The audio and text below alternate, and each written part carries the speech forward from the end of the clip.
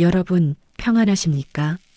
야담 세상이 전해드리는 오늘의 이야기는 조선 성종 시절 강원도 삼척의 어느 고을에서 시작됩니다. 이곳에는 마을 사람 모두가 칭송에 맞이 않는 한 여인이 있었습니다. 바로 일찍이 남편을 여의고 십수년을 홀로 수절해 온 정씨 부인이었지요. 그녀는 단 한 번도 흐트러진 모습을 보인 적이 없었고 매일 밤 남편의 위패 앞에서 불경을 외우며 밤을 지새웠습니다. 고을 사또는 그녀의 정절을 기려 조정에 연려문을 세워줄 것을 상소하려 준비 중이었죠. 하지만 여러분, 달이 밝으면 그림자도 깊어지는 법입니다. 마을 사람들은 정씨 부인의 마당 한구석에 심어진 커다란 목련나무 아래 그녀가 매일 밤 무언가를 묻고 있다는 사실을 전혀 알지 못했습니다. 서방님, 오늘도 저를 지켜보고 계시옵니까? 이 모진 세월이 언제쯤 끝날지 모르겠사오나 소첩은 결코 당신을 잊지 않을 것입니다. 다만 이 가슴 속의 불꽃은 어찌해야 할까요? 부인의 목소리는 애처로웠으나 그녀의 눈빛은 슬픔보다는 오히려 섬뜩한 결의에 차 있었습니다. 마을 사람들은 그저 남편을 향한 그리움이라 생각했으나 사실 그것은 뒤에 숨겨진 거대한 비밀의 서막이었습니다. 어느 비바람이 거세게 몰아치던 밤이었습니다. 정씨 부인의 별채로 한 사내가 뛰어들었습니다. 그는 광군에게 쫓기는 듯한 모습이었고 어깨에는 깊은 자상이 있어 피를 흘리고 있었죠. 보통의 과부라면 비명을 지르며 도움을 청했겠으나 부인은 침착했습니다. 오히려 사내의 입을 막고 그를 골방에 숨겨주었습니다. 그 사내의 이름은 이진우. 몰락한 양반가의 자제로 영모의 누명을 쓰고 도망치던 중이었습니다. 부인, 살려주시오. 내가 죽는 것은 억울하지 않으나 가문의 원한을 갚지 못하고 눈을 감을 수는 없소. 촛불 아래 비친 진우의 얼굴을 본 정씨 부인은 순간 숨이 멎는 듯 했습니다. 죽은 남편과 너무나도 닮은 외모 때문이었을까요? 아니면 오랫동안 얼어붙어 있던 그녀의 심장이 요동치기 시작한 것일까요? 부인은 말없이 수건을 적셔 그의 상처를 닦아주었습니다. 조선의 엄격한 유교 질서 아래 과부의 방해 외인 남자가 들어온 것 자체가 극형에 처해질 대죄였으나 부인은 위험한 도박을 시작했습니다. 좁은 방 안에 두 사람, 진우가 상처를 회복하는 보름 동안 두 사람 사이에는 묘한 기류가 흘렀습니다. 낮에는 정숙한 연려의 모습으로 문 밖을 나서던 부인은 밤만 되면 사내의 식사를 챙기며 은밀한 대화를 나눴습니다. 세상은 그녀를 살아있는 성녀라 불렀지만 골방 안의 그녀는 그저 사랑을 갈구하는 여인이었습니다. 진우 역시 처음에는 경계했으나 부인의 헌신적인 보살핌과 그 이면에 숨겨진 외로움을 발견하며 마음을 열게 됩니다. 나리, 이 문 밖의 세상은 저에게 감옥과 같습니다.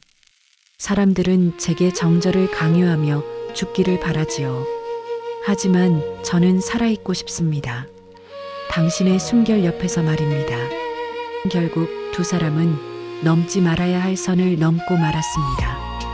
촛불이 일렁이는 밤, 두 그림자가 하나로 합쳐졌고 그것은 곧 비극의 씨앗이 되었습니다. 정씨 부인은 생전 처음 느껴보는 해방감에 취해갔으나 마을의 눈초리는 점점 날카로워졌습니다.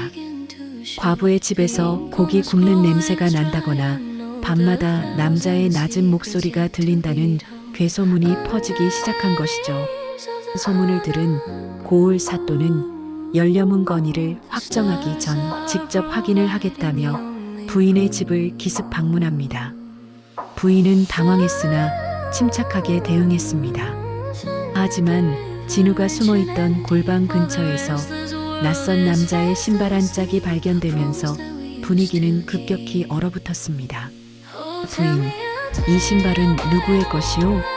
소문에 의하면 이곳에 외간 남자를 숨겨두었다는데 사실이요? 부인은 순간 기지를 발휘해 돌아가신 서방님이 그리워 품고 있던 유품이라며 눈물로 호소했습니다. 사또는 일단 물러갔으나 포졸들을 시켜 집 주위를 감시하게 했습니다.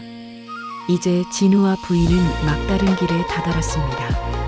부인은 결단을 내려야 했습니다. 사랑을 위해 도망칠 것인가 아니면 열렬하는 허울 좋은 명분을 지키기 위해 사랑을 희생할 것인가. 부인은 진우에게 모든 재산을 내어주며 뒷산을 통해 도망치라고 말합니다. 자신도 곧 뒤따라가겠다는 약속과 함께 말이죠. 하지만 진우는 몰랐습니다. 부인의 눈에 서린 그 슬픈 미소가 마지막 인사가 될 줄은 말입니다.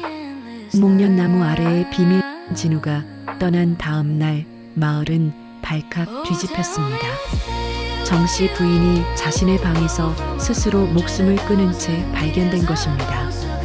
그녀의 곁에는 유서가 놓여 있었습니다.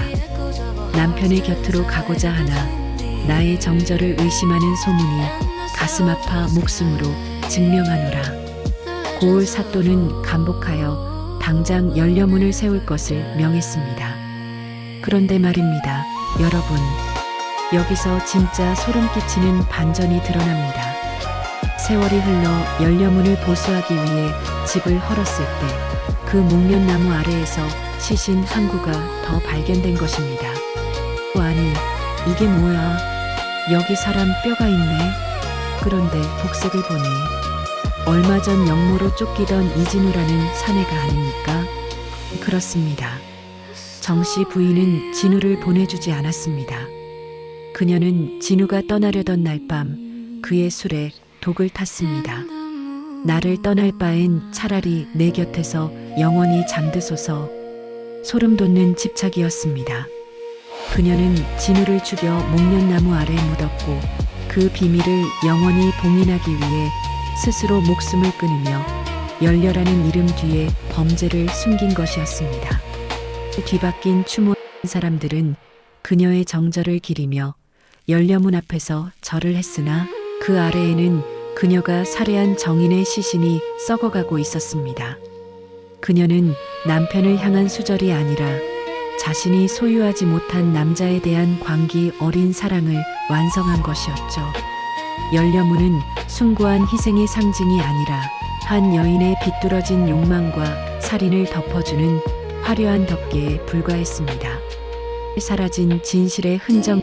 오늘날 우리에게 전해지는 수많은 연려 이야기 중 과연 얼마나 많은 진실이 이처럼 어둠 속에 묻혀 있을까요? 겉으로 보이는 도덕과 명분 뒤에 숨겨진 인간의 본능과 광기. 정씨 부인의 연려문은 결국 철거되었으나 그 자리에 핀 목련꽃은 유난히 붉었다고 전해집니다. 인간의 마음이란 이토록 알기 어렵고 무서운 것입니다.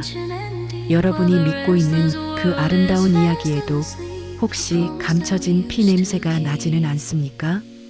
야담 세상은 더 흥미롭고 기묘한 이야기로 다시 찾아오겠습니다. 오늘 이야기가 흥미로우셨다면 구독과 좋아요 부탁드립니다. 시청해주셔서 감사합니다.